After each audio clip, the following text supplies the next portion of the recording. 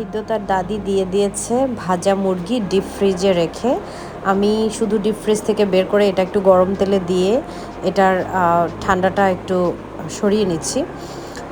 এরপরে সুন্দর মতন পেঁয়াজ কেটে দিয়ে আমি এটা একটু দেশি স্টাইলে রোস্ট করে ফেলবো, কারণ একটু গ্রেভি দিয়ে পরোটা দিয়ে খেতে ভালোই লাগবে। আজকে ওয়েদারটা বেশ ঠান্ডা, তো আমি পেঁয়াজটা আগেই লবণ দিয়ে একটু মেখে রেখেছিলাম যাতে নরম হয়। আর এরপরে আদা বাটা আর রসুন বাটা একসাথে পানি দিয়ে একটু এখানে পাতলা করে তারপরে আমি দিয়েছি।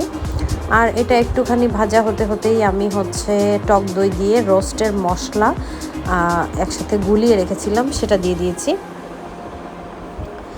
এরপরে একটুখানি টেস্টের জন্য টমেটো দিয়ে দিলাম। টমেটো সসও দেওয়া যায়, বাট আমার মনে হয়েছে আমি একটু টমেটো ইউজ করি।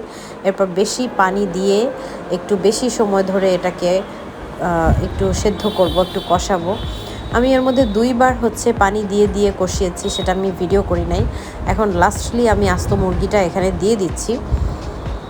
কিছু সময় এখানে আমি এটাকে সিদ্ধ করব। আর গ্রেভিটা একটু ঝোলটা একটু কমিয়ে, পানিটা কমিয়ে একটু গ্রেভি তৈরি করব যাতে পরোটা দিয়ে খাওয়া যায়।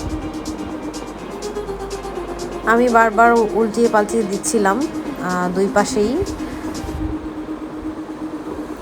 আর পানিটাও কমে আসতেছে। এখন আমি সালাদ দিয়ে খাওয়ার জন্য একটু রায়তার মতো কিছু একটা বানাচ্ছি। এটাও দেশীয় স্টাইল, অবশ্য বাসায় যা যা ছিল সেটাই আমি ব্যবহার করতেছি। টক দই দিয়ে দিব, আর টক দইয়ের সাথে আমি একটু জলপাইয়ের আচার দিয়ে দিব। আগেই বের করে রেখেছিলাম ফ্রিজ থেকে। লবণ, গুঁড়ামরিচ দিয়ে দিচ্ছি। এরপরে দিচ্ছি চাট মশলা, আর দিব একটুখানি চিনি।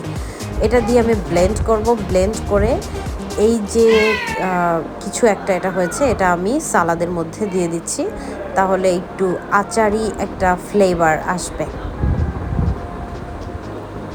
এটা আমার অনেক পছন্দ। আমি মাঝে মাঝে এরকম সালাদ খেতে পছন্দ করি এবং বানাই বাসায়। এই যে মুরগিটার ফাইনাল লুক এরকম। আর পরোটা নিয়ে এসেছিলাম বাইরে থেকে, অনেক বড় বড় পরোটা। এটা গ্র্যান্ড সুলতানের পরোটা। এটা গ্রিল দিয়ে খেতে অনেক মজা লাগে। তো এরপরে আমি ফ্লোরে একটা বিছানার চাদর দিয়ে সবাই মিলে বসে গিয়েছিলাম খাওয়ার জন্য। ঋদ্ধ একটু টেস্ট করতেছিল, আর আমি একটুখানি পরোটা দিয়ে টেস্ট করলাম।